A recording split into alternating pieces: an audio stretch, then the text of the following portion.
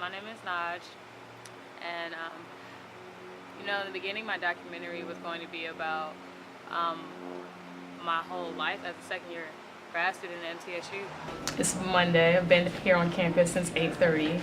My car broke on me, and I am doing my visual aesthetic treatment an hour before class. I have no idea what the fuck I'm doing. But then I realized I'm sad as shit. Just tell me about how you started your project and then, like, what led you to choose the subject that you did.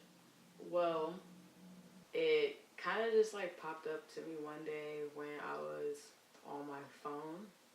I am like addicted to my phone. Like, yes. I am always on it. I'm always on Twitter, Facebook, Instagram, and then I realized that I'm probably sad because I'm always like looking at my phone and just seeing like an influx of negative things all the damn time. So I changed my subject because I wanted to see if I was going crazy or if other people felt that way. I traveled to Atlanta to talk to the rap duo Civil Rights to get their insight about how they felt social media affected them when it came to depression. You forget about what you really got, you know, so that's my take. Shit.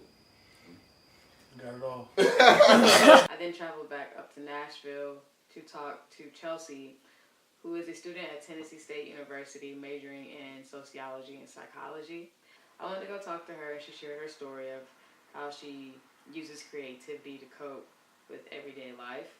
And I even met with a really cool social worker who gave me a little bit of insight on the professional side of how social media could affect this generation as far as depression goes. Yeah, people should stop like hiding their emotions when they like not sad about something, or when they are like, you know, just upset about something. It's okay to be upset, you know? But at the same time, nobody wants to like let anybody else know that they're upset. It's like that time when you do something and when you're walking down the street and somebody's like, hey, how you doing? And you're just like, I'm fine. But in reality, the whole fucking world's just falling apart. Nobody's ever just fine, man. Yeah, these guys don't need no introduction. They came up on this thing and they was ready, so nah, man, I'm ready. I'm ready. This works. This is Civil Rights. If you don't know, you about to find out.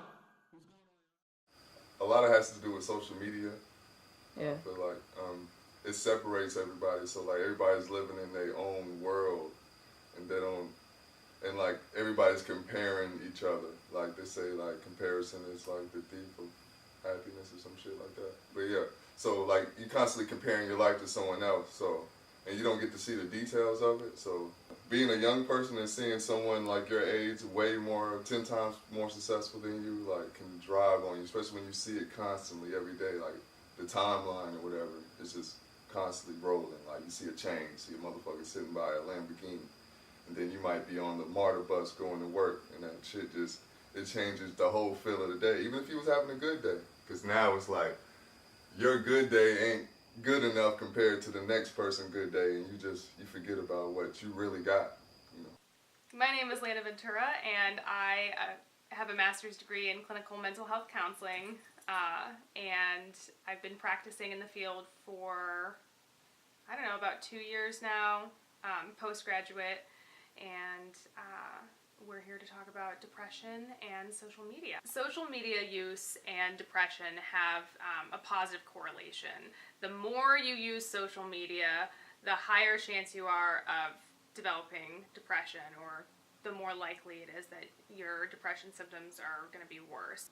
We know that. That's great. There's been some recent research that has shown that. Unfortunately, we don't know what the specific mechanisms are, and we're still trying to figure that out. So, is it because people are comparing themselves? Is it because people are getting sort of a false sense of connection where you're on social media and, you know, you have hundreds of friends and stuff, but you're not actually connecting with them in a meaningful way?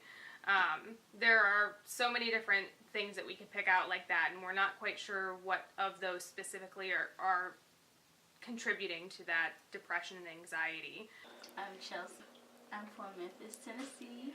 I transferred jobs to go to LA and hang out there with some friends. I felt like I was kind of like a late bloomer to everyone and getting like just basically getting my shit together. I would like compare myself all the time, and then I get on my phone. Like, so I'm dealing with that in real life, and I'm dealing with that on social media, and it kind of puts a damper on me and my progression because I'm always so hard on myself. People will exaggerate for the purpose of trying to put on a facade. You know, sometimes people have social media accounts. They're only showing the best parts of their life. They're only showing the parts of their life that they know they will receive praise for.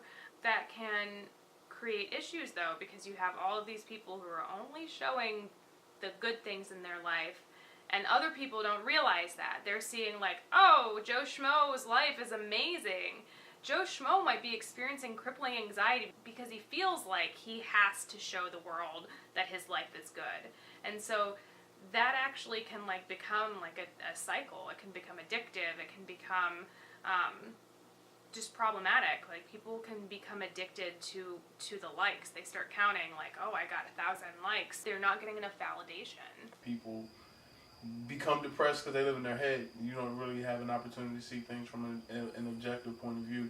So one-on-one communication or breaking down problems and focusing on the point, some constructive ends to a miscommunication or any issue that you may have, like, needs to happen more often among people. Like, that's why I think a lot of people are going to therapy now, because they just need time to decompress.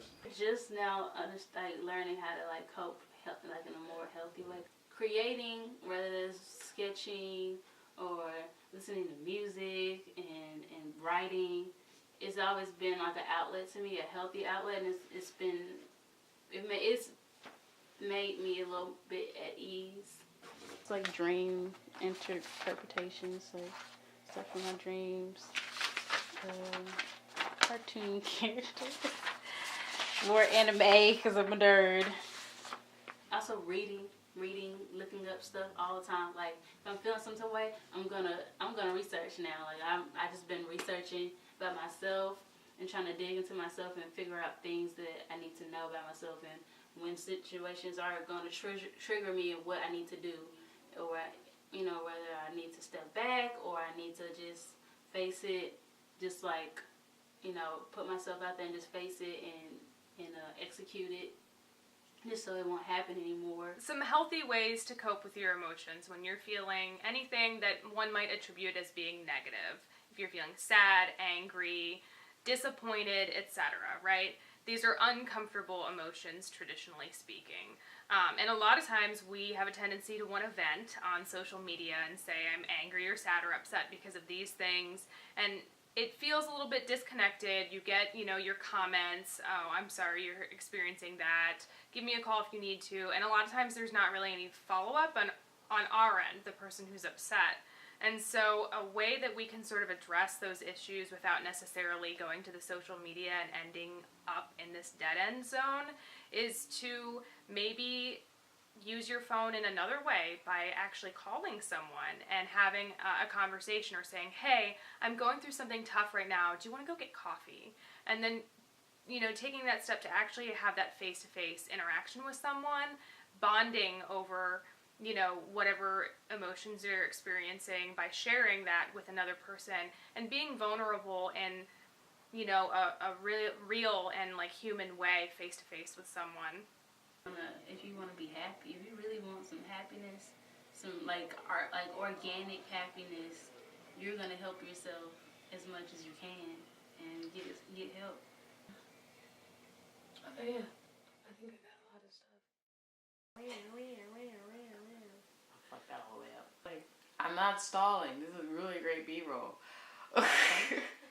This is gonna be in my credits. Hey everybody, this is B-roll. Hey everybody, this is me. I don't even know why the hell I decided to go to grad school. That should be the actual subject.